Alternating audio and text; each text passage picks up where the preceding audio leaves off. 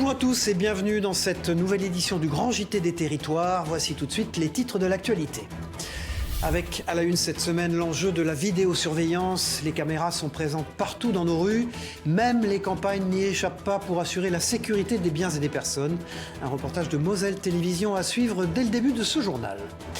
Il a plus de 150 ans et promet un voyage dans le temps à tous ceux qui en jouent.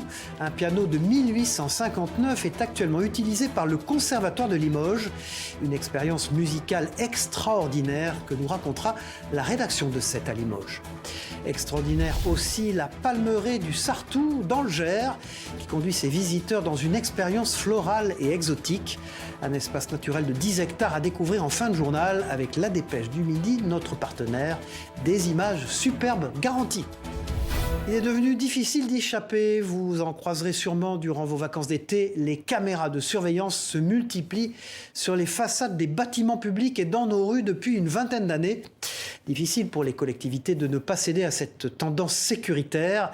Et si les villes restent bien sûr les plus surveillées, les villages et les campagnes, eux aussi, désormais, sont scrutés.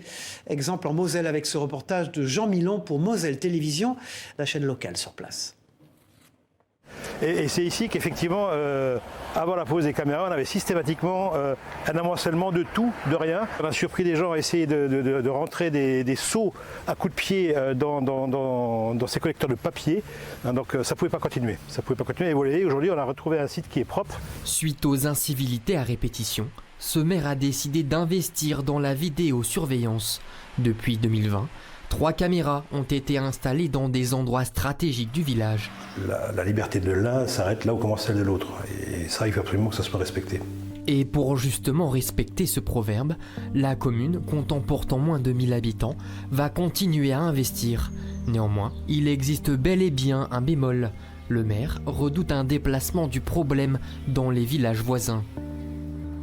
C'est pour cette raison qu'ici, à Voipy, une police intercommunale a été créée en 2006. Car la ville est suréquipée. À l'heure actuelle, elle compte 148 caméras, soit une pour environ 70 habitants. Un ratio plus élevé qu'à Nice, la référence française en termes de vidéoprotection. Mais je présume que si elles ont été posées au coût que ça doit coûter, c'est qu'il y avait une raison valable. C'est beaucoup plus sécurisant. Surtout pour les enfants, quand ils rentrent à l'école, qui rentrent à pied, ce genre de choses-là, en fait, c'est plus sécurisant de savoir que si jamais ils rencontrent un problème quelconque, en fait, ils soient surveillés entre guillemets. Je ne pense pas que ça serve à quelque chose sur le plan sécurité. Par contre, sur le plan des libertés individuelles, je trouve que c'est une grosse question. Sur cette problématique justement, la ville est très rigoureuse. Seul le domaine public est surveillé. C'est défini dès le départ, dès l'installation des caméras, les zones qui sont de l'issue du privé. Et donc forcément ne sont pas, on va dire, ni enregistrées, ni vues. Et on ne peut pas retirer ces filtres. Et si infraction il y a, elle doit être constatée en flagrant délit par l'opérateur. Sinon, il faut demander une réquisition aux forces de l'ordre. On voit qu'en l'espace à peu près de 10 ans, nous avons divisé par 11 le nombre de délinquants sur la commune. Et les caméras, et bien sûr l'ensemble des équipes qui font partie de la police municipale, ont permis, on va dire, de pouvoir diminuer et diviser ces chiffres. Récemment, le conseil municipal de Voipy a voté son budget. D'ici fin 2022, la ville comptera près de 200 caméras. Des dispositifs qui seront d'ailleurs encore plus sophistiqués, avec par exemple des alertes automatiques lors d'infractions au code de la route. Les technologies et le numérique à la portée de tous, écrire un SMS, jouer en ligne ou tout simplement passer un appel, des gestes ordinaires pour la majorité d'entre nous, mais qui peuvent être un défi pour des personnes malvoyantes ou non-voyantes. Pour les aider et les accompagner dans leur démarche, une association de la Sarthe propose des ateliers adaptés. Un reportage d'Anthony Piton pour LMTV Sarthe, regardez. Phrase. 4. Approfondir la frappe de l'alphabet. 3. La fin de l'alphabet. Pour les malvoyants, accéder à l'informatique n'est pas toujours simple. Christina travaille sur un logiciel vocalisé. Comme ma vue a baissé récemment, en fait, je cherchais à me réadapter et du coup à chercher plutôt des adaptations vocales. Donc pour continuer de travailler et pour mon quotidien. Concrètement, elle apprend l'utilisation du clavier comme en dactylo. Une première étape avant d'utiliser des applications qui permettent de communiquer à l'écrit. Les gens donc viennent avec des demandes particulières. Certains, ça va être juste de pouvoir téléphoner, de pouvoir envoyer un SMS, de pouvoir créer un contact. Et ça peut aller jusqu'à des utilisations de loisirs, par exemple lire un livre audio. Vous trouverez en pièces jointes le courrier du Marie-Thérèse perd progressivement l'usage de ses yeux.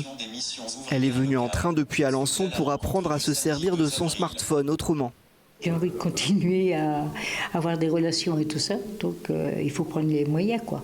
Encore là pour le moment, je me débrouille encore parce que je vois encore un petit peu, mais c'est sûr que j'ai intérêt à préparer, quoi.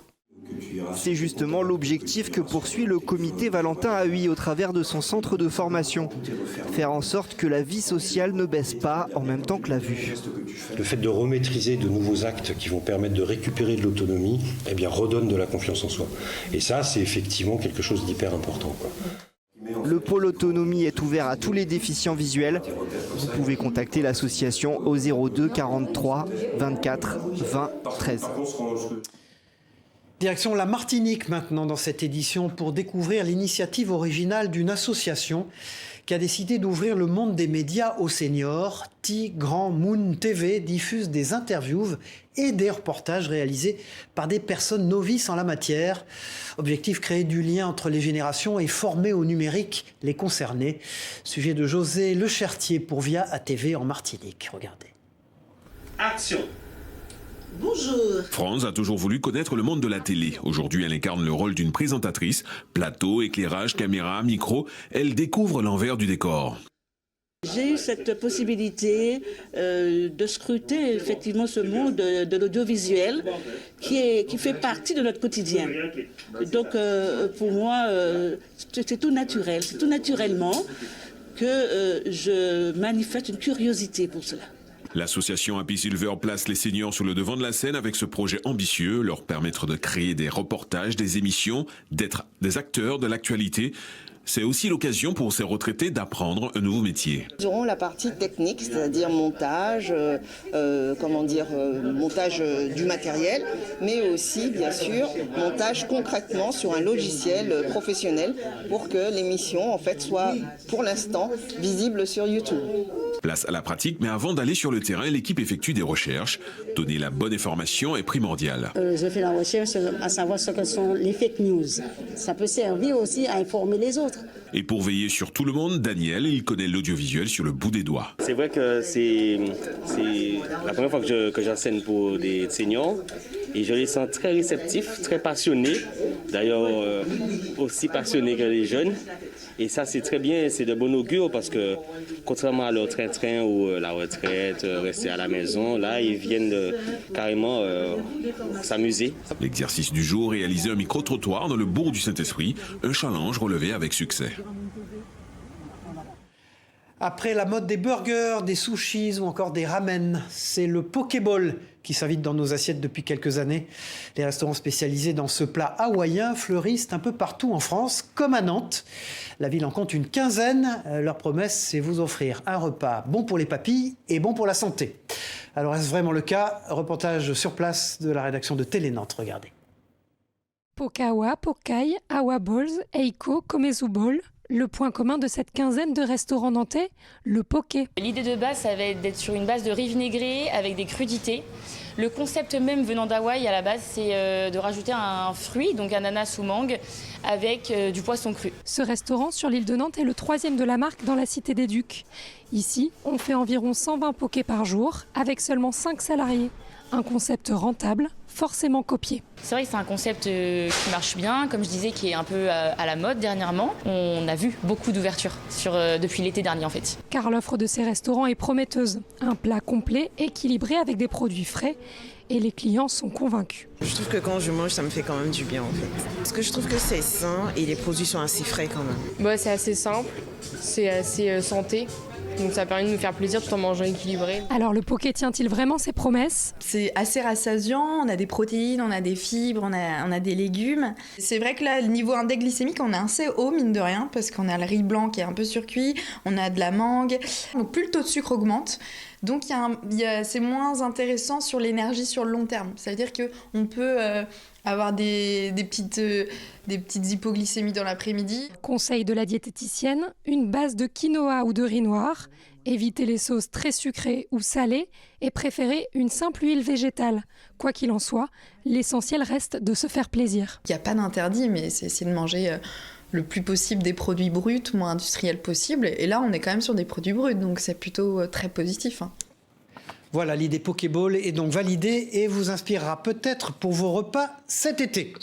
Cet été, justement, parlons-en, vous en profiterez sûrement pour vous détendre et lire quelques romans, rester coincés dans vos tiroirs peut-être. Alors rendre accessible la lecture, ou plutôt les bouquins, c'est l'un des objectifs d'Yves Rossati, l'auteur d'une rubrique littéraire publiée sur l'un des sites de la région PACA. Yves Rossati, bonjour, oui, merci d'être avec nous depuis la très belle ville de Nice. Alors dites-nous, comment vous est venue l'idée de créer cette rubrique appelée « T'as lu quoi » ? C'est une envie, moins qu'une idée, parce que en fait j'avais envie qu'on parle bouquin un peu comme on en parle entre amis, comme je pouvais en parler aussi, hein, évidemment. De mon point de vue, là encore, un bouquin c'est évidemment un titre qui provoque le désir. Un bouquin, ça parle d'abord au cœur du lecteur qui, j'en suis certain, sera très content qu'on lui pose cette question. En fait, madame, monsieur le lecteur, t'as lu quoi ? Sans vouloir vous paraphraser, t'as lu quoi ? C'est quoi, Yves Rossati ? T'as lu quoi ? C'est d'abord parler de bouquins écrits par des auteurs de Nice et alentour, de la région sud. C'est également et surtout parler de manière accessible du bouquin autour de 3 questions simples, essentielles. On en score du titre, de l'histoire et des personnages. C'est des questions auxquelles tout le monde peut répondre, quel que soit son âge, et surtout ses références culturelles. Avez-vous des projets particuliers pour la rentrée ? Des projets, évidemment. Des projets, j'en ai. Le premier, c'est que souvent, les gens me disent que mon cœur de cible, ce sont les lecteurs du dimanche. Les lecteurs du dimanche, c'est des personnes qui ne sont pas forcément, n'ont pas le réflexe bouquin, en tout cas régulier, qui ne connaissent pas forcément les grands auteurs. Eh bien, pour ces lecteurs du dimanche qui me sont acquis, il reste maintenant, pour moi, à conquérir les lecteurs des 6 jours restants. Le deuxième point, c'est également renforcer la présence de T'as lu quoi dans le 06, en nouant des partenariats médias, radio, télé et magazine. Avant de se quitter, Yves, pourriez-vous nous donner 2 idées de livres, ou plutôt de bouquins pour cet été ? J'ai une sélection de 2 genres de bouquins que je vous invite à découvrir sur mon site. Ce seront d'abord 4 BD. Leur particularité, c'est qu'elles sont publiées par le plus vieil éditeur de la région sud, Tartamundo. Et le deuxième bouquin, très contextuel, parce qu'on le sait bien, les vacances sont propices à l'amour. Eh bien, c'est un petit bouquin publié par un éditeur qui a plus de 70 ans, qui se bat, les éditions du Capitaine, qui a découvert une pépite, Christine Fabre, qui parle de manière délicieuse de l'amour avec un grand A, mais rassurez-vous. Merci Yves Rossati. Tous vos conseils lecture sont à retrouver notamment sur le site internet Le Petit Niçois. De la littérature à la musique, partons à la découverte d'un instrument historique, un piano Steinway, fabriqué à New York en 1859. Il est actuellement utilisé par les élèves et les professeurs du Conservatoire de Limoges, avec une particularité, permettre aux pianistes contemporains d'entendre la reproduction des sons imaginés au moment de l'écriture d'une œuvre. L'instrument fait l'objet bien sûr de toutes les attentions des pianistes locaux. Un reportage de Benjamin Delmas pour 7 à Limoges sur place.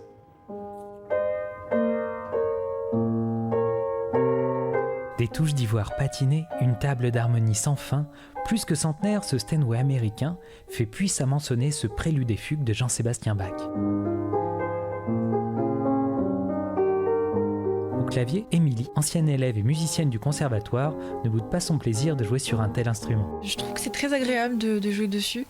Le son est très différent et le toucher aussi. C'est particulier parce que en fonction de la tessiture, on a des textures de son extrêmement différentes. Et c'est très enrichissant aussi pour comprendre comment écrivaient les compositeurs en fonction des époques et en fonction des fabricants de piano. En fait, moi j'ai comptabilisé, il nous faudrait au minimum 5 pianos historiques qui nous permettent de couvrir les périodes de l'histoire de la musique. Sorti de l'usine new-yorkaise Steinway en 1859, ce piano a été joué par des générations de musiciens. Accordé par un passionné, il retrouve ses sonorités d'antan. L'accord d'un piano, c'est pas une opération qui consiste à mettre une aiguille au milieu d'un écran, c'est mettre un corps sonore en harmonie avec l'univers à un moment donné, dans un lieu donné, pour une personne donnée. L'accord, c'est rechercher en permanence, au niveau des émotions, au niveau du ressenti, la justesse. Une chose est sûre, les pianos historiques comme ce Steinway ne demandent qu'à être joués, et ce pour longtemps encore. Une belle histoire musicale pour ce piano historique qui nous conduit également à Bordeaux, où la passion pour la musique se conjugue avec l'amitié. Ils sont radiologues, avocats ou informaticiens et forment ensemble un groupe, les Blue Note Sextet. Parmi ces amateurs de jazz, Jean-Didier Lange, disparu il y a quelques mois, était l'ancien président des Girondins de Bordeaux. Ce groupe a publié il y a quelques mois un deuxième album et Christophe Rigaud est allé à la rencontre il y a quelques mois de Jean-Didier Lange et de son groupe. Regardez ce reportage, autant à voir qu'à écouter.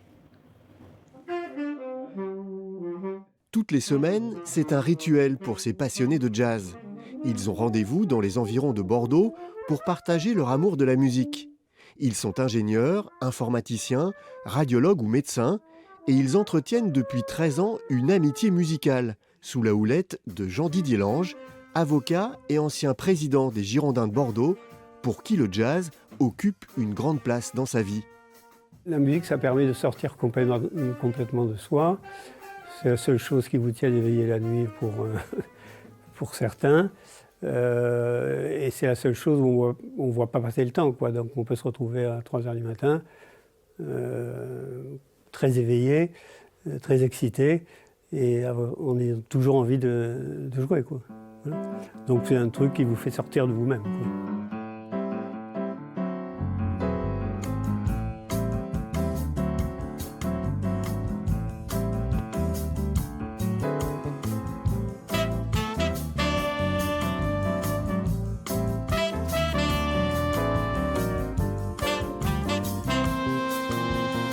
Au sein du groupe Blue Note Sextet, on retrouve des parcours et des niveaux musicaux différents, mais aussi toutes les influences. J'ai beaucoup accroché avec des gens comme Chick Corea, comme Pat Metheny. Voilà, c'est plutôt ça. Enfin, s'il y a des gens que je kiffe vraiment dans le jazz, c'est... Je suis venu au jazz par le jazz rock. J'ai commencé par écouter ça quand j'étais adolescent. Et petit à petit, j'ai un peu fait le chemin inverse, c'est-à-dire que j'ai remonté le temps, quoi. Et pour le choix des morceaux, la décision est collégiale. Personne n'impose rien. On propose, s'il y en a un qui n'est pas satisfait du morceau, on laisse tomber, purement et simplement. Il n'y a pas de discussion. Tout se passe dans la détente et la bonne humeur. Si le groupe est composé de musiciens amateurs, ils viennent pourtant d'enregistrer récemment leur deuxième album. Un aboutissement pour ces amoureux du jazz. Jamais j'aurais pu imaginer que j'aurais pu enregistrer un disque. Donc oui, c'était une grande fierté, quoi, d'arriver à enregistrer un disque. Puis on a la chance d'avoir Marc qui nous a fait un travail fantastique. Jouer ensemble pour partager et se faire plaisir, c'est la principale motivation de Ludovic, le dernier arrivé dans la bande. Mais cette aventure lui a surtout permis de progresser. Là, c'est vrai, on peut être porté, on entend le piano qui va faire ça, on entend un tel qui joue ça, et ça nous donne des idées, c'est ça l'interaction. Et donc la semaine d'après, on va travailler, puis on va continuer à essayer de reproduire les choses, et c'est comme ça qu'on avance.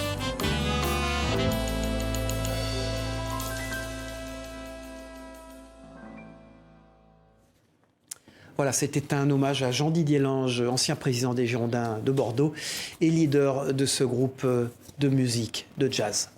Restons dans le sud-ouest. Dans ce journal, la Cité du vin de Bordeaux accueille jusqu'au 28 août une exposition exceptionnelle consacrée au thème du vin et de l'alcool dans l'œuvre de Picasso. Le génie espagnol a multiplié tout au long de sa vie les clins d'œil aux boissons alcoolisées.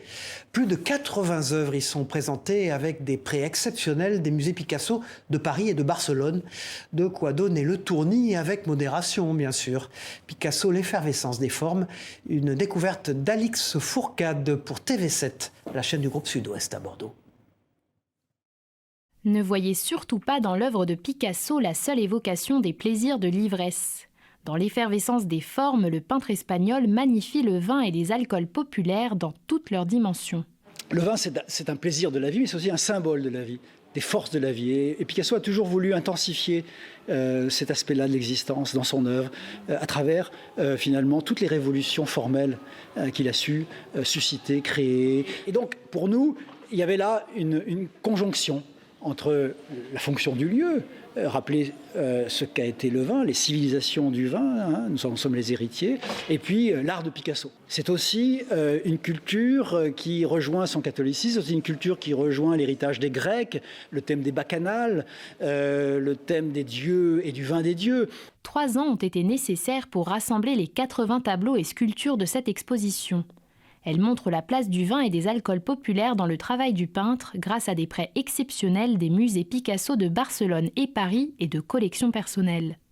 La Cité du Vin en a eu l'idée 1 an après son ouverture, lors de sa première exposition artistique en 2017. La première exposition artistique qu'a proposée la Cité s'appelait Bistrot et avait d'ailleurs une œuvre, mais une seule œuvre de Picasso. Et l'idée est née de se dire, mais finalement Picasso a dû faire, et il a fait beaucoup de choses autour du vin et des alcools. Donc voilà, c'était un projet un petit peu fou qu'on est très content de voir se réaliser aujourd'hui. L'exposition est visible tous les jours de 10h à 19h jusqu'au 28 août. Voilà une autre idée de sortie pour vos vacances d'été dans les Yvelines. Le Parc aux Étoiles permet d'en savoir un peu plus sur l'univers et les astres qui le composent. Une initiation à l'astronomie rendue possible grâce à une exposition et à l'observation du ciel. Un reportage découverte presque la tête dans les étoiles déjà de la rédaction de TV78, la chaîne des Yvelines. Observer les étoiles à travers la plus grande lunette astronomique de France et contempler les astres, c'est possible au Parc aux Étoiles. 2e site le plus haut d'Île-de-France, il est situé en plein cœur de la forêt de Lautil à Triel-sur-Seine. Sa position lui permet de s'éloigner de la pollution lumineuse. Le musée au sein du parc permet d'en découvrir un peu plus sur l'astronomie et l'astronautique grâce à un médiateur scientifique. La visite se déroule dans cette première galerie. Commence il y a à peu près 13,5-6 milliards d'années dans ce qu'on appelle communément le Big Bang, progresse vers la formation des galaxies, des explications sur des phénomènes plus complexes comme par exemple les trous noirs ou la formation des systèmes planétaires. La seconde galerie du musée s'articule autour d'événements majeurs comme le premier satellite artificiel Spoutnik ou encore l'arrivée de l'homme sur la Lune en 1969. Et pour les plus passionnés, la grande lunette astronomique est ouverte au public. Elle permet d'admirer le Soleil le jour ainsi que la Lune et les planètes la nuit. Grande lunette Charles Lapoille, donc, qui a été réalisée en 1895 dans les ateliers Gustave Eiffel.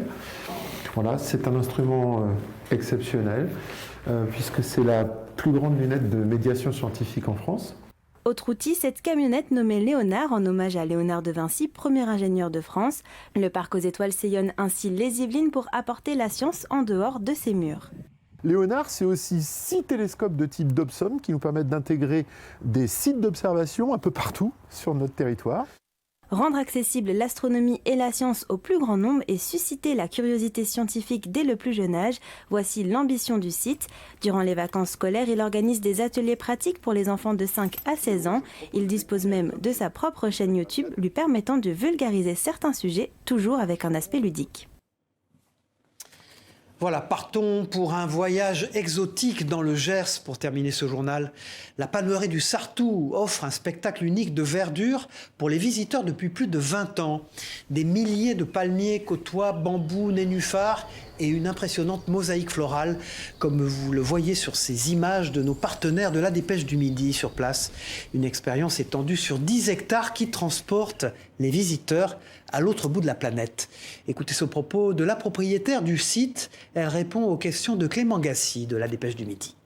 Le palmier dans l'imaginaire collectif, c'est quand même toujours les vacances, l'évasion, c'est les îles, c'est les lagons bleus. Et ici, si vous voulez, on a reconstitué un micro-endroit de rêve. Et les visiteurs nous sont très reconnaissants de ça, ils nous le disent souvent. Ils ont voyagé.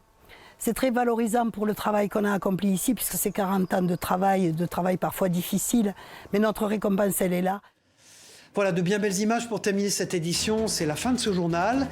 Merci de l'avoir suivi. On se retrouve très vite pour une nouvelle édition. Au revoir à tous.